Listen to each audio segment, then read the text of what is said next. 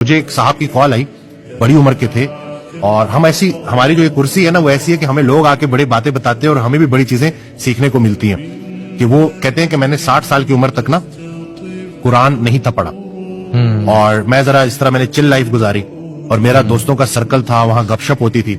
تو ایک دن کیا ہوا کہ میں دوستوں میں بیٹھا ہوا اور میں نے میرا سننا بند ہو گیا اور مجھے کچھ سنائی نہیں دے رہا. تو میں اب مجھے اپنا آپ ایسے لگے کہ جیسے میری دنیا ختم ہو گئی ہے، کیونکہ وہ دوستوں کی محفل تھی، اب اس میں مجھے ان کی باتیں نہیں سنائی دے رہی اور بالکل ختم ہو گئی.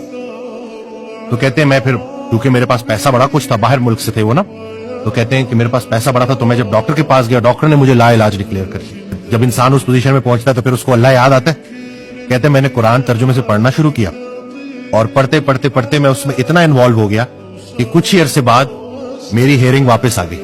مجھے جو بات اس سے سمجھ لگی نا کہ اللہ نے مجھے ایک ویک اپ کال دی تھی کہ اے میرے بندے جاگ، اور مجھے یہ احساس ہوا کہ کنٹرول تو اللہ کے پاس ہے. تو 60 سال کی عمر میں نے وہ کام شروع کر دیا جو مجھے بڑی ینگ ایج میں کرنا چاہیے تھا. دیر آئے درست آئے. تو بس انسان کو نا ذرا ذرا یہ اللہ تعالیٰ نا کھینچتا ہے، لگام جب وہ ہلکی سی کھینچتا ہے نا تو پھر انسان بلبلا اٹھتا ہے، شور مچاتا ہے، اور پھر اس کو سوائے اللہ کے اور کون سہارا دینے والا.